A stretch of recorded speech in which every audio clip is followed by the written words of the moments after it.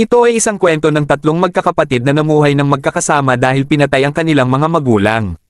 Sa sandaling ito, nagising si Soromaru at tinawag siya ng bunsong kapatid na si Chutaro dahil ang kanyang nakakatandang kapatid na si Tenka ay mag-isa na nanghuhuli ng kriminal. Sa ika-11 taon sa Meiji at ito ay huling taon ng Edo period na nagsanhi ng simula ng Japan's westernization movement. Sa kadahilanan ng rapid westernization, ang city ay puno ng mga western style na mga buildings at ang mga tao ay nakasuot ng mga magagarang damit. Ito rin ay isang mundo na ipinagbabawal na ang paggamit ng sword at ang mga samurai ay hindi na nag-e-exist at ang mga tao ay puno ng buhay. Ngunit, marami rin ang hindi sumasang-ayon sa pagbabago at ang bagong gobyerno ay nahihirapan na solusyonan ang mga kriminal na hindi sumasang-ayon. Dinala ni Soromaru ang nahuli ni Tenka na kriminal sa Gokomanjo. Dumalaw sina Tenka sa eskwelahan ni Chutaro at naglibot. Nung pumunta si Tenka sa opisina ng guro ni Chutaro na si Botan ay may nakita itong larawan. Dumating si Botan at nagkunwari si Tenka na naligaw siya at pumunta ng banyo. Sinasanay ni Tenka si Soromaru at biglang dumating ang pulis at humingi ng tulong kay Tenka dahil nakawala na naman ang kriminal na ine-escort ng mga ito.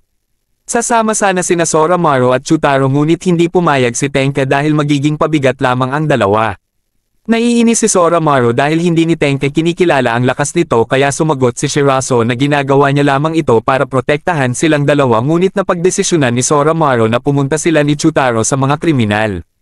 Habang naghahanap sina Soromaru ay biglang may nagtatago sa puno at tumakbo kaya napansin ito ni Soromaru at hinabol ito. Nakahabol si Chutaro dahil mabilis ito at may binato sa lupa. Nilabas ng kriminal ang sword nito at pinapa-atras ni Soromaru si Chutaro.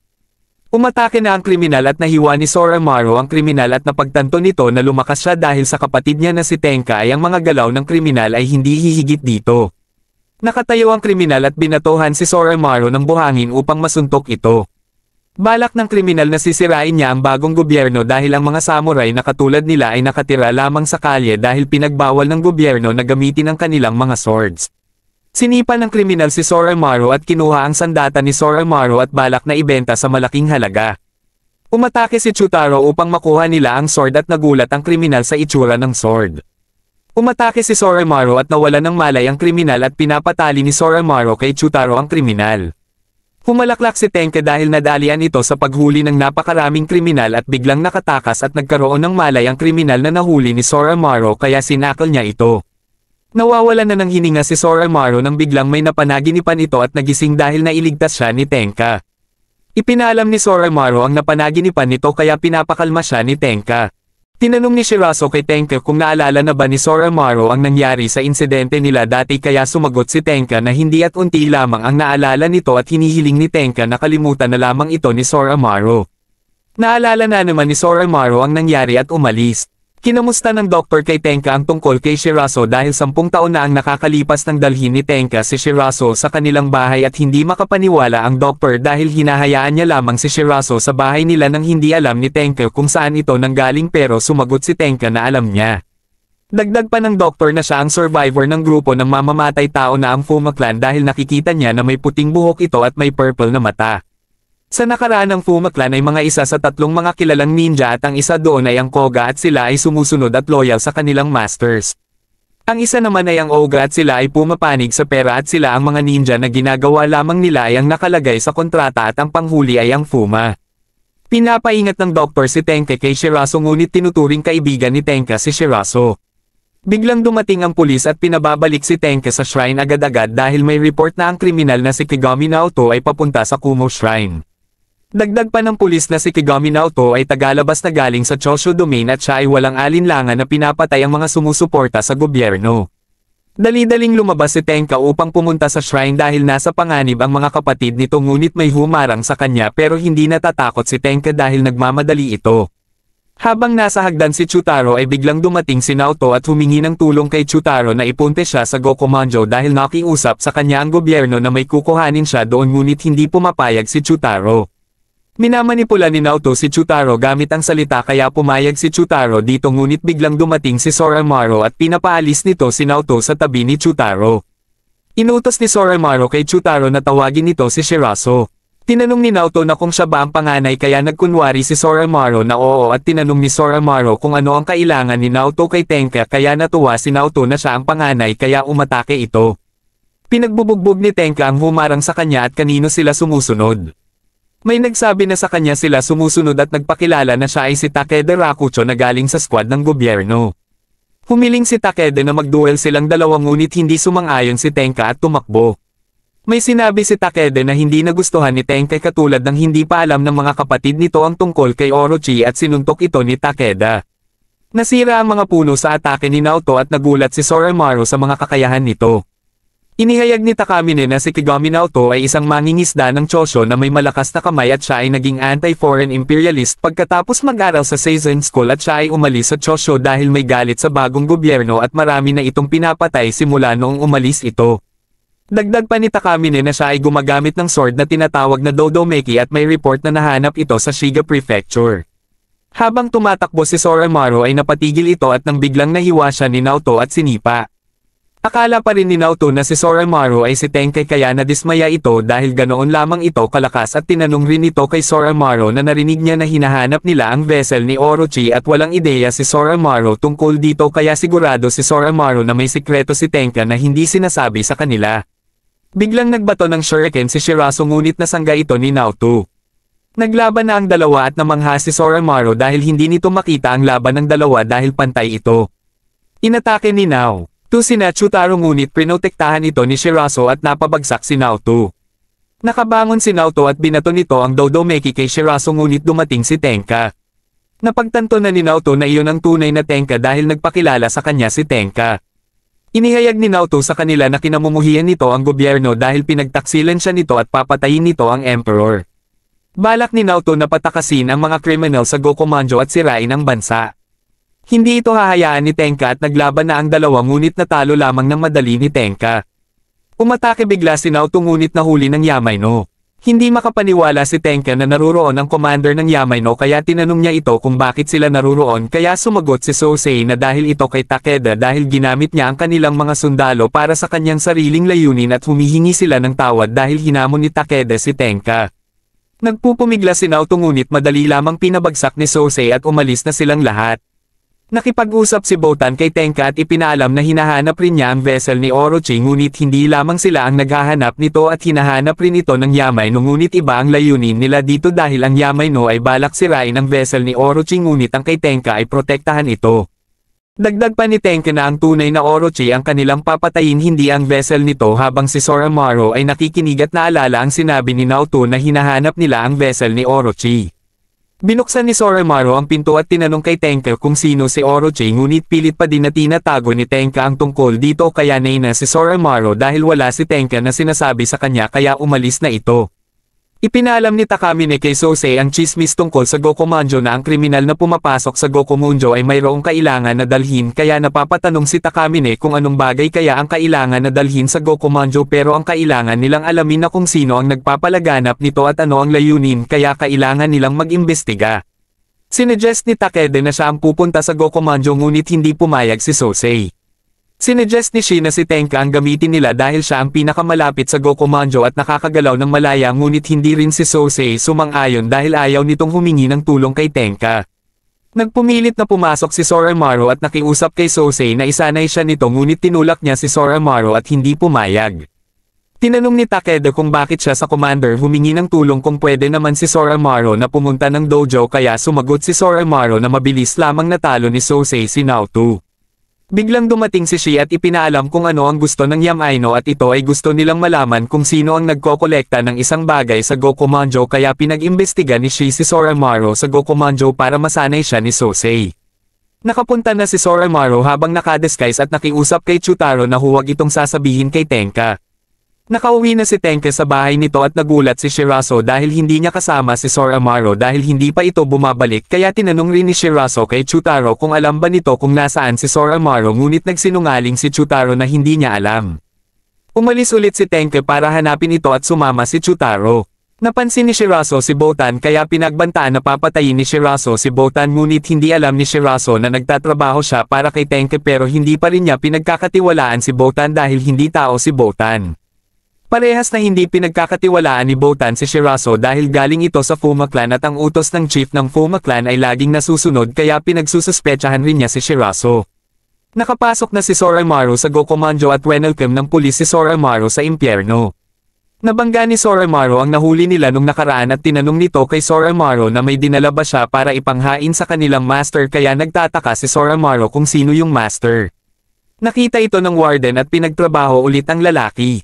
Tinawag ng pulis si Soromaru at nagtataka ang pulis at pinaghihinalaan dahil walang naaamoy na kasamaan o dugo kay Soromaru.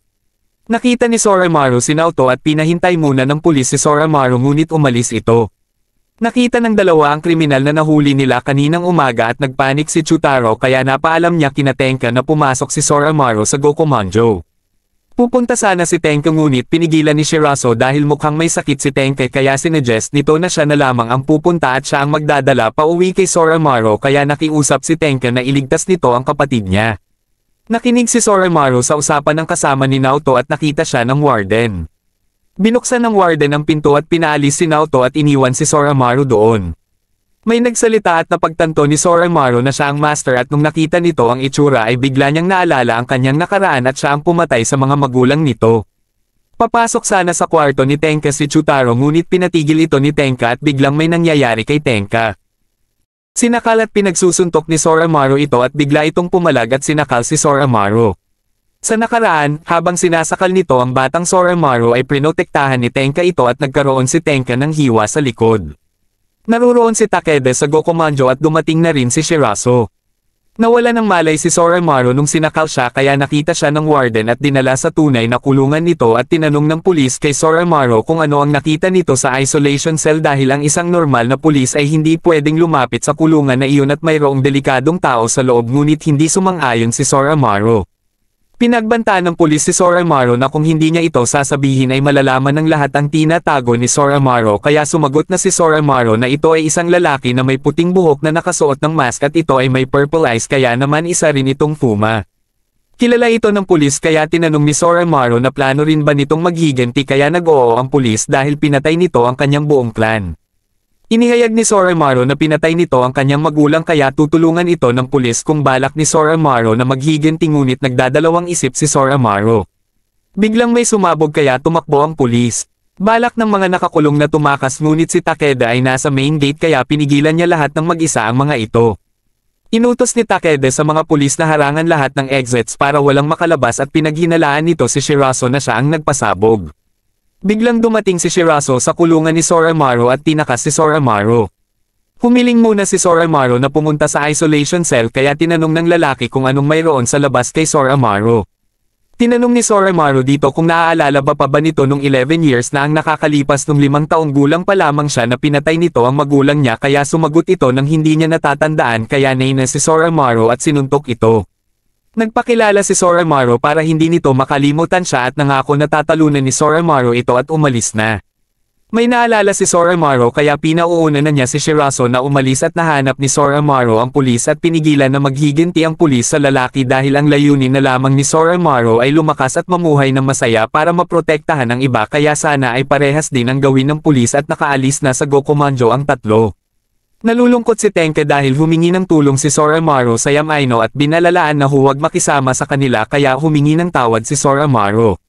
Nakatakas si Naoto at habang pinapakain ni Shirazo si Jirokichi ay dumating yung pulis na kausap ni Soromaru at isa rin pala itong Fuma at tinawag nito si Shirazo na Master Fuma Kotaro.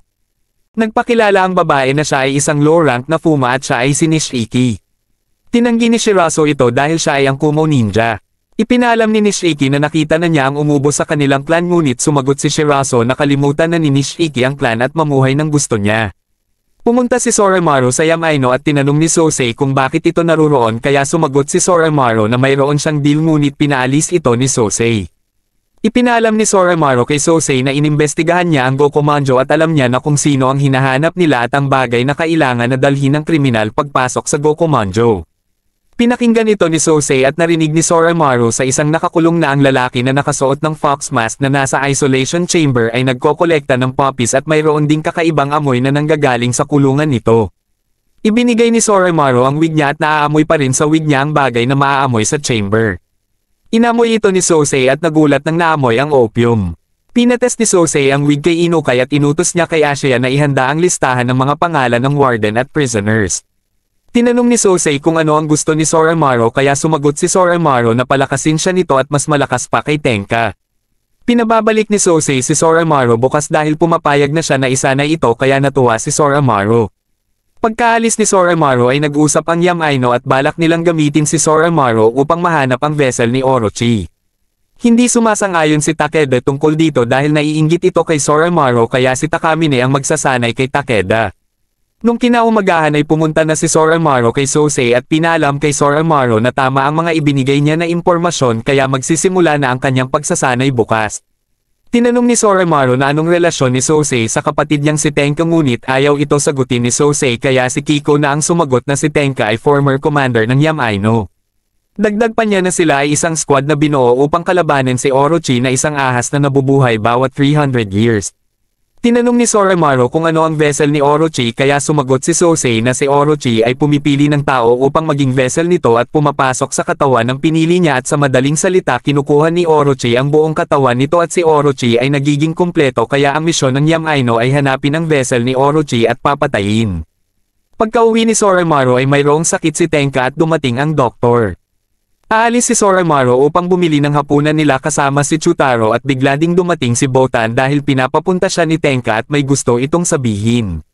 Nakakuha na sina Soromaru ng gulay at bumalik na sa kanilang bahay ngunit tinawag ni Nishiki si Soromaru at niyaya ni Soromaru na pumunta sa bahay nila ngunit ayaw ni Nishiki at umalis. Tinawag ni Shirazo si Soromaru at pinapauwi agad ito. Nagkakaroon ng masamang pakiramdam si Soromaru dahil nakakatakot ang mukha ni Shirazo. Pagka-uwi ni Soromaru ay wala ang kanyang kapatid na si Tenka dahil kinuha ng mga pulis. Ininform ni Takeda sa Yamaino na hinuli ng Shiga Prefectural Police si Tenka bilang leader ng pagsabog sa Gokomanjo ngunit hindi naniniwala si Inokai. Napagtanto ni Takamine na may ibang rason kung bakit si Tenka hinuli ng pulis kaya sumagot si Sosei na siya ang vessel ni Orochi. Nagulat sina Soromaru na si Tenka ang vessel ni Orochi dahil pinakita mismo ni Tenka kina Shirazo ang katawan na may kaliskis ni Orochi. Dagdag pa ni Tenke na malapit na siyang mamatay at pinapaubayan na ni Tenke kay Shirazo ang pag-alaga kina Soromaru at Chutaro. Tinanong ng dalawa kina Shirazo na babalik ba si Tenka ngunit sumagot si Bota na dahil si Tenka ang vessel ni Orochi ay siya ay papatayin. Hindi makapaniwala si Soromaru dahil lamang may halimaw sa loob ng katawan ni Tenka ay kailangan nitong mamatay. Inihayag ni Shirazo na ginagampanan lamang ni Tenka ang duty niya bilang kumo at para maiwasan ang kalamidad na masasanhi ni Orochi at maprotektahan ang kanilang hinaharap. Inihayag ni Botan ang lahat ng nangyari kina Soromaru, 600 years na ang nakakalipas, may isang lalaki na itinaya ang kanyang buhay para matalo si Orochi at ito ay ang first head ng Kumo family na si Kumo Kagemitsu. Ang Gokomanjo na kung saan mayroong puno ay naruroon si Orochi na sugatan at ang galit nito ay isa ng sumpa sa bawat henerasyon. Ayon sa sumpa si Orochi ay mabubuhay ng paulit-ulit at ang himpapawid ay laging maulap at siya ang nagbibigay ng pagkawasak ng mga tao. Balak ni Soromaru at Chutaro na puntahan si Tenka at hindi nila hahayaan na mawala sa buhay nila si Tenka. Umakyat na si Tenka upang patayin ngunit pinigilan ito ng dalawang pulis dahil hindi sila naniniwala na si Tenka ang nagpasabog sa Gokomanjo ngunit sinuntok ni Tenka ang dalawa. Dumating din si Sosei pati na si Kiko at naiinis si Sosei dahil alam nito na pangarap ni Tenka ang Yamaino ngunit tinapon lamang ito ni Tenka dahil may responsibilidad ito sa Kumo Shrine ngunit kaya naman ni Tenka na ipaubaya ito sa iba. Nakarating na sina Soromaru at Chutaro at balak na kuhanin si Tenka ngunit pinatigil ito ni Tenka at sa pilitan pa rin pinipigilan ni Soromaru at Chutaro ang execution kahit na nakapagdesisyon na si Tenka. Niyakap ni Tenka ang mga kapatid niya at nagpapaalam ngunit biglang dumating mga tao dahil hindi sila pumapayag na mamatay si Tenka. Natuwa at nagpasalamat si Tenka sa lahat ngunit humingi ito ng tawad at nagpaalam. Umiiyak na ang dalawa dahil hindi sila makapaniwala na mamamatay na ang kanilang nakakatandang kapatid pati na ang lahat at may ngiti sa mukha ni Tenka at namatay. Nagdala ng report ang lalaki kay Minister Oki tungkol sa execution ni Tenka kaya nagpasalamat si Oki at pinagbantay na ito. Tinanong ng kasama ni Oki na kung sino iyon kaya sumagot si Oki na siya ay si Hirari ng Shiga Prefectural Police at siya ay ipinanganak ng isa lamang ang kamay at pinili ng police militia noong Satsuma Rebellion kahit na ito ay bata pa. May mga rumors na nananaginip si Hirari ng isang babae na hindi niya kilala, 600 years na ang nakakalipas, ang land ng Omi ay tinatabunan ng mga ulap at mga evil spirits at ipapakita dito ang nakaraan. Habang hinahabol ng ninja si Botan at may nagligtas kay Botan at nakiusap na maging asawa niya si Botan. Nawala ang mga ninja at nahina si Botan dahil ang mga ninja na iyon ay claw para mahanap si Orochi. Nagpasalamat si Kiyotsuna na guardian ng Omi sa pagligtas nito kay Botan at pinakilala niya rin ang first head ng Kumo na si Kumo Kagemitsu. Nagpakilala ang lalaki na siya si Abe no Hirari na galing sa Abe family ng Onmyo Mages. Nakilala nila si Hirari na kahit na ito ay galing sa mga Onmyo Mages ay hindi ito makagawa ng magic. Tinanong ni Kiyotsuna na kung siya ay taga-Abe family ay mayroon silang parehas na misyon pero si Hirari ay hindi interesado sa misyon niya ngunit gagawin niya ito para kay Botan. Pinagpahinga ni Kiyotsuna si Hirari doon at uminom sila. Tinanong ni Hirari kay Kagemitsu kung sino ang umatake kay Botan kanina kaya sumagot si Kagemitsu na ito ay ang mga grupo na sinasamba si Orochi at gusto itong buhayin. Binalaan ni Kiyotsuna na maaaring si Hirari ang vessel ni Orochi. Habang naliligo si Botan ay may umatake sa kanya at natalo ito ni Botan. Ang mga umatake ay ang panig ni Orochi at sila ay napapalibutan. Tinanong ni Botan kung nasaan si Hirari kaya sumagot si Kagemitsu na nilabanan niya ng mag-isa ang mga ito. Habang nilalabanan ni Hirari ang mga ito ay nararamdaman niya na ito ay mga patay na kaya sumagot si Mangetsu na tama dahil magic niya ito. Hindi makapaniwala si Hirari na ang pamilya ng Ashia ay pumapanig kay Orochi. Umatake na si Mangetsu at gumamit si Botan ng Onmyo Magic upang pabagsakin ang mga ito. Pinapa-atras ni Botan si Hirari dahil walang kwenta ang sword sa mga ito. Umatake si Kagemitsu upang protektahan sila at pinigilan ni Hirari si Botan dahil hindi niya hahayaan na masugatan ang kanyang mahal. Tinulak ni Botan si Hirari at ipinaalam niya kay Hirari na isa siyang Abe familiar at hindi siya tao. Dagdag pa niya na siya ay isang demon na sinusunod ang tatay ni Hirari. Hindi pa rin sumusuko si Hirari at inamoy ang buhok nito kaya sinuntok ni Botan si Hirari at tinali sa puno. Tinanong ni Kiyotsuna kung seryoso ba talaga si Hirari kay Botan kaya sumagot ng oo si Hirari at naniniwala si Hirari na hindi gumagamit ng Onmyo Magic ang Abe familiar. Inihayag ni Kiyotsuna na hindi si Botan na isang normal na familiar at siya ay espesyal na tinawag ng buong puwersa ng Abe Onmyo Mages at si Botan lamang ang makakapagsil kay Orochi. Gayunpaman, ang chant para sa sealing ritual ay matagal kaya ang Kumo family ang nagpoprotekta dito. Lumiwanag na kaya umatras na si Mangetsu. Tinanggal na ni Botan ang tali kay Hirari at niyakap ni Hirari si Botan. Inihayag ni Kiyotsuna na ang pagmamahal sa pagitan ng isang tao o familiar ay hindi magiging pwede dahil kapag nasil na ni Botan si Orochi ay mawawala na ito. Habang naliligo si Kiyotsuna ay bigla itong tinawag ni Hirari at tama ang hinala ni Hirari na si Kiyotsuna ang vessel ni Orochi. Pinabagsak ni Kiyotsuna si Hirari at biglang dumating si Kagemitsu. Nagsinungaling si Kiyotsuna na si Hirari ang vessel ni Orochi ngunit nakiusap si Hirari kay Botan na maniwala siya sa kanya na si Kiyotsuna ang vessel. Tinanong ni Kiyotsuna kung kanino naniniwala si Botan kaya. Sumagot si Botan na alam niya na hindi magsisinungaling si Hirari sa kanya. Nagtransform na maging Orochi si Kiyotsuna at hindi makapaniwala si Kagemitsu. Nagwawala na si Orochi at maglalagay ng barrier si Botan. Inutos ni Hirari na protektahan ni Kagemitsu si Botan at balak ni Hirari na maging pain kay Orochi dahil ayon ang itinuro sa kanya ng Abe family. Umatake na si Hirari at nakiusap si Botan kay Kagemitsu na huwag nitong hahayaan na mamatay si Hirari kaya tinawag na ni Kagemitsu si Poco at umatake. Pinatalsik ni Orochi ang dalawa habang nagchachant si Botan ngunit napansin ito ni Orochi kaya umatake ito kay Botan at prinotektahan ito ni Hirari at nawalan ito ng isang kamay. Pinagpatuloy ni Botan ang spell at sinaksak ni Hirari si Orochi at tumigil si Orochi. Tapos na rin ang pagchant ni Botan kaya sinimulan na niya ang sealing ritual at nagtagumpay. Nagpasalamat si Botan at nagpaalam kay Hirari. Nagdadalamati pa rin si Soromaru dahil sa pagkamatay ni Tenka at nagtataka si Soromaru kung bakit maulap pa din kahit napatay na si Orochi. Umalis si Soromaru kahit na umuulan at nakita si Chutaro dahil si Chutaro ay naghihintay kay Tenka at umiyak. Hindi makapaniwala si Iwakura na namatay na si Orochi dahil gusto nito na mahuli ito ng buhay at pinabuwag na nito ang Yamaino dahil hindi na niya magagamit sila dahil patay na si Orochi. Biglang may naisip si Iwakura na iutos sa Yamaino at ito ay obserbahan sina Chutaro at Soromaru.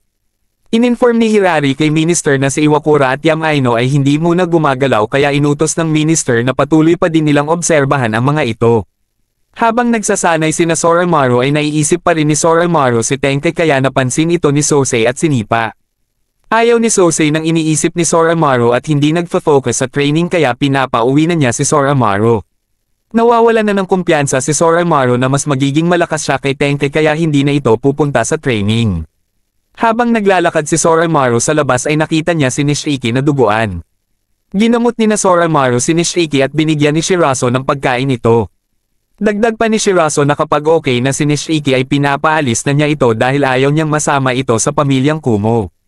Tinanong ni Nishiki kay Shirazo na wala ba itong balak na ibalik ang kanilang clan kaya sumagot ng oo si Shirazo. Tinanong ni Soromaru kay Nishiki kung saan niya nakuha ang sugat ngunit hindi niya alam dahil inatake siya bigla sa kakahuyan. Tinanong ni Nishiki kung ilang taon na si Shirazo sa kanila kaya sumagot si Soromaru na 10 taon na at hindi akalain ni Soromaru na fuma si Nishiki dahil itim ang kalahati ng kanyang mata at buhok. Humingi uli ng tulong ang dalawang pulis kay Soromaru dahil nakatakas na naman ang dala nilang kriminal. Nawawala ang kriminal kaya naghiwalay sila sa paghanap dito. Biglang may naramdaman si Soromaru at ito ay si Nishiki. Tinanong ni Soromaru kung bakit siya naruroon kaya sumagot si Nishiki na kung mayroon siyang maitutulong ay sabihin lamang nito. Pinapauwi ni Soromaru si Nishiki ngunit pilit pa din na gustong utusan siya ni Soromaru. Inihayag ni Nishiki na orihinal na itim na buhok at mata kapag isinilang ang isang fuma at sa murang edad natuto silang magmanipula at pumatay. Pinapatay nila ang mahalaga sa kanila at pinasok sa isang box at binabad sa kadiliman. Ang kadiliman na iyon ay naging parte na sa fuma ngunit hindi niya ito matiis kaya tumakbo siya kaya kalahati ang kulay ng mata at buhok nito. Natatakot si Nishiki na mamuhay ng mag-isa at hindi niya alam kung ano ang gagawin niya dahil wala itong layunin habang nabubuhay. Ipinaalam ni Soromaru na kapag siya ay naruroon ay mamumuhay siya ng malaya at walang mag-uutaw sa kanya na kanyang gagawin. Biglang umatake ang kriminal ngunit nakaiwas ang mga ito. Umatake ulit ang kriminal at natalo ito ni Soromaru. Umuwi na ang dalawa at pinatulong ni Soromaru si Nishiki sa bahay nila. Nagsimula na ulit na magsanay si Soromaru at motivated din si Takeda na lumakas. Nangako si Soromaru kay Tenke na poprotektahan niya ang lahat at pagpapatuloy ang sinimulan nito.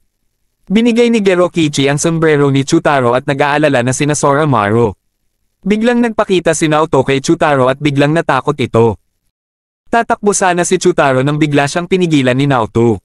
Kinukumbinsi ni Naoto si Chutaro na ang kanilang bansa ang pumatay kay Tenka at nawala na sa sarili si Chutaro. Nagtataka si Nakiko at Takamine dahil maulap pa din sa Lake Biwa at patay na si Orochi ngunit sumagot si Sosei na ang ibig sabihin lamang nito na hindi si Tenka ang vessel ni Orochi. Hindi makapaniwala si Kiko dahil inexecute si Tenka ng mga ito ngunit may hinala si Sosei na may tinatago ang Shige Prefectural Police. Dahil wala na sa sarili si Chutaro ay nakumbinsi ni Naoto na maghiganti sa sarili nitong bansa. Dumating ulit ang dalawang pulis at ipinaalam kina Soromaru na nakita nila si Naoto sa gubat kaya hinabol nila ito ngunit nakatakas at ito ay hindi mag-isa dahil kasama nito si Chutaro. Aalis sana si Soromaru ngunit pinigilan ito ni Shirazo dahil siya na ang magliligtas kay Chutaro dahil may responsibilidad na si Soromaru na bantayan ang shrine.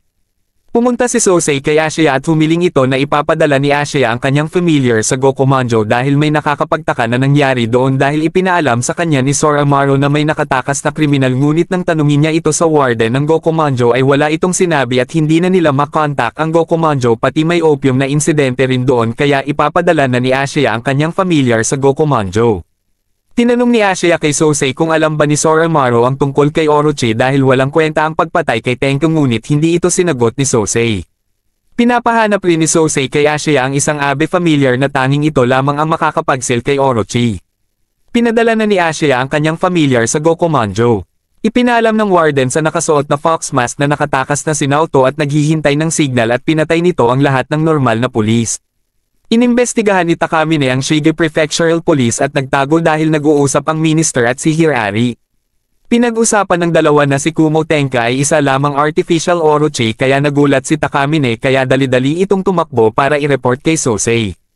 May naramdaman si Sosei at tumigil. Nagpakita ang isang tao na may kaliskis ni Orochi at inatake si Takamine. Nakuha ni Takamine ito at mukhang kilala niya kung sino ito at si Takamine ay duguan. Nagising si Soromaru habang sinasakal niya si Nishiki kaya tinanong ni Nishiki kung anong problema ngunit hindi alam ni Soromaru. Dumating si Sosei kina Soromaru at habang sinasabi ni Sosei kay Soromaru ang tungkol kay Orochi ay biglang dumating si Takeda at ipinaalam kay Sosei na duguan si Takamine at dinala sa hospital. Tinanong ni Sosei kung nahuli ba ang salarin ngunit sumagot si Takeda nang hindi at may naaalala si Soromaru. Nainis si Takeda kay Soromaru dahil wala man lamang silang narinig dahil malapit sa kanila ang insidente at pinapatigil na ni Sosei ito dahil hahanapin nila ang salarin. Ibinahagi ni Botan kay Ashia na nung dati, si Orochi ay nasil gamit ang ritual magic ngunit habang sinisil si Orochi nung 300 years na ang nakakalipas ay kinain nito ang spell. Ninakaw ni Orochi ang spell at hindi na magagamit, gayunpaman, napasama ang Kumo family sword sa pagkuha ni Orochi sa spell. Kailangan ni Botan si Ashia para malaman kung ito ay totoo. Ipinalam din ni Ashia kay Botan na may nangyayari sa Gokumanjo ngunit nung nagpadala siya ng familiars doon ay hindi na sila nakabalik dahil pinatay na ng naka-fox mask ang familiar. Biglang dumating si Shirazo at humingi ng tulong kay Botan dahil nahanap na nila si Chutaro.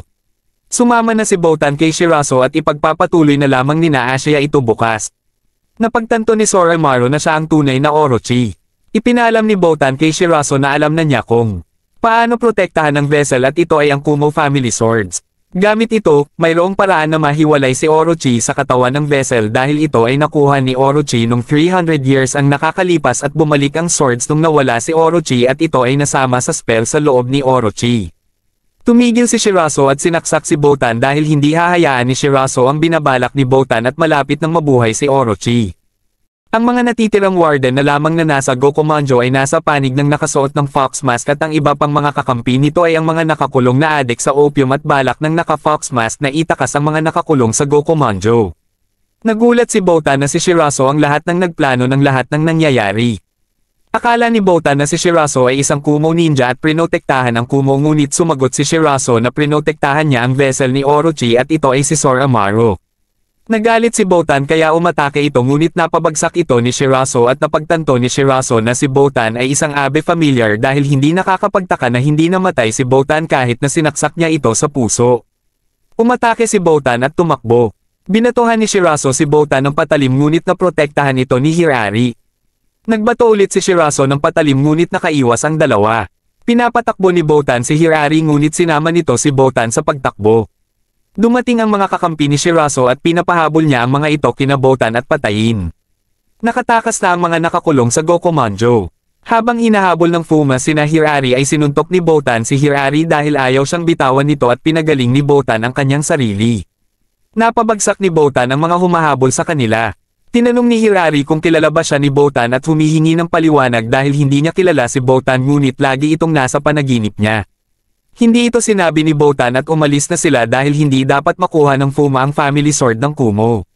Tumakbo papunta kay Sosei si Soromaru at ipinaalam kay Sosei na siya ang umatake kay Takamine at ipinakita ni Soromaru ang kanyang katawan at nakiusap na patayin siya ni Sosei.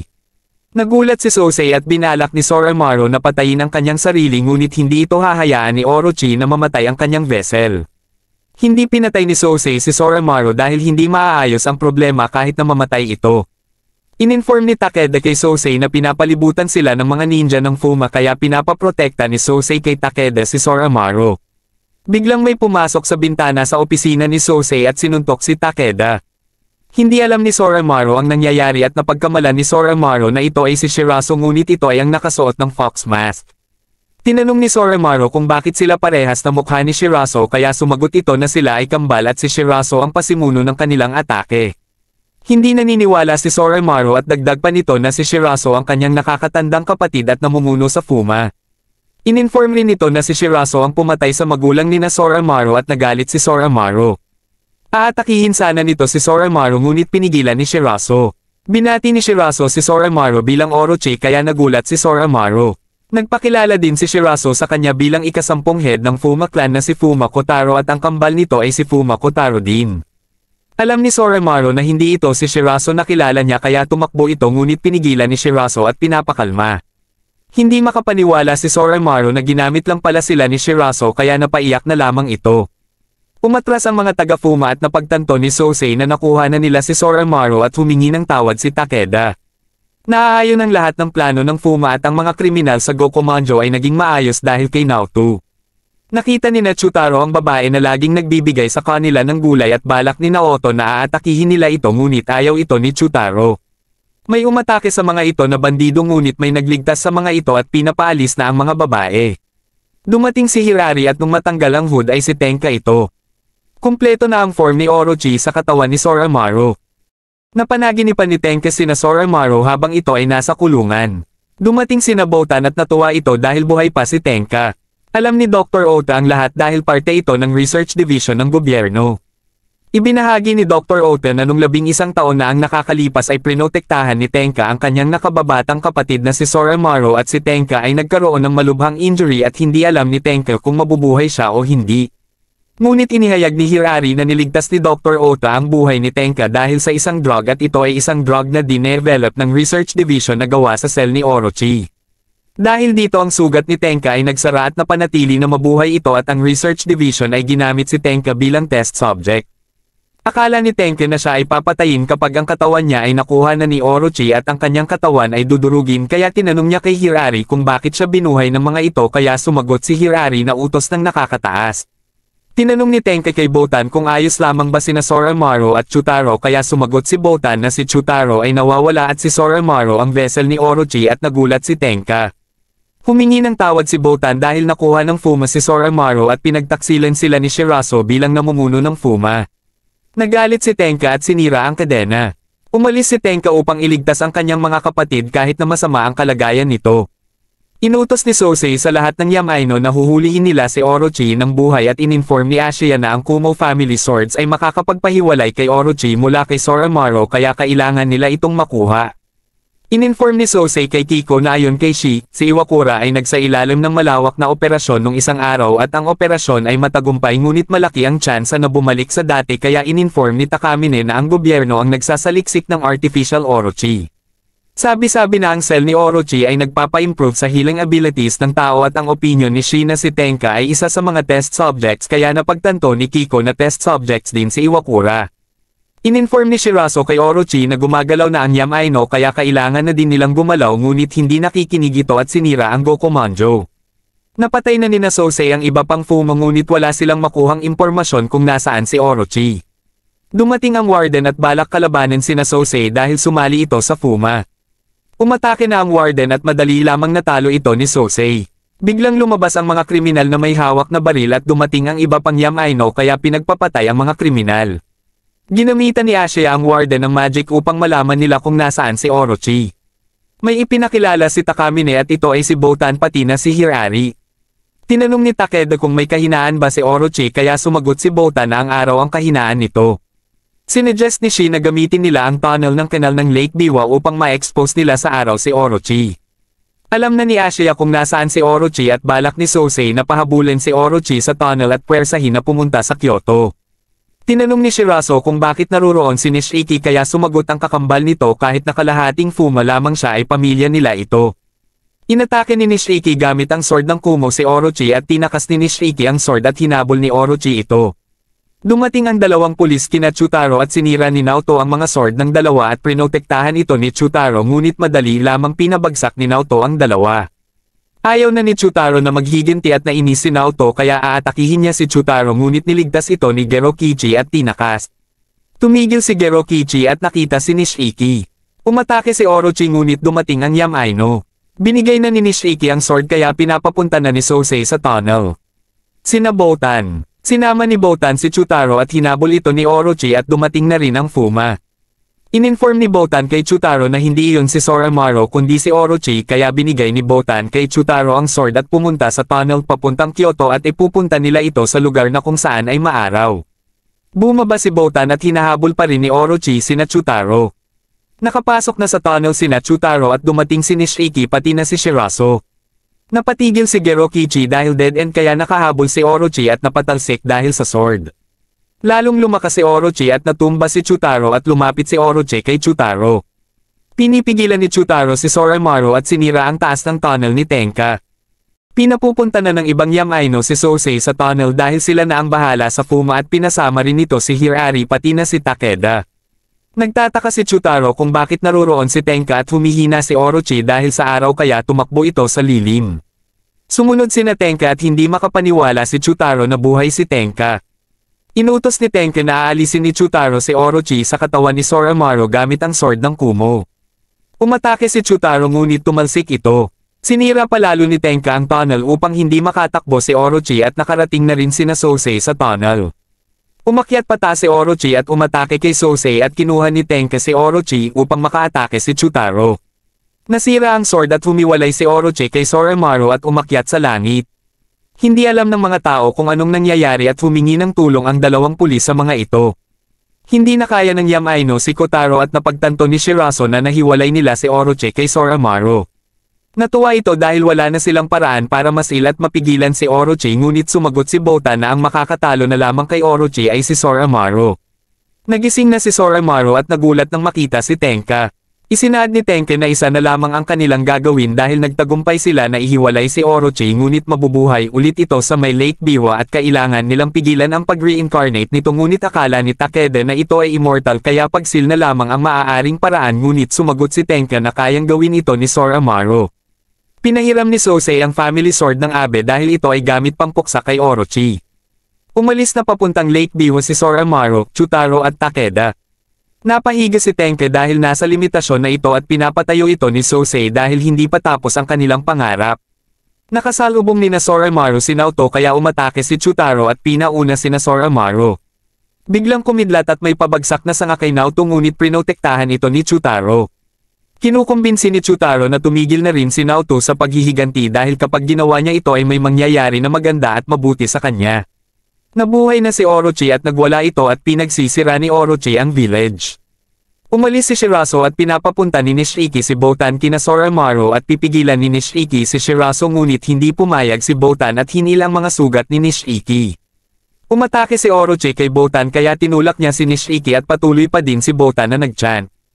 Umatake ulit si Orochi at pinatalo ni Hirari si Botan sa kanya kaya nakaiwas si Botan sa kamatayan.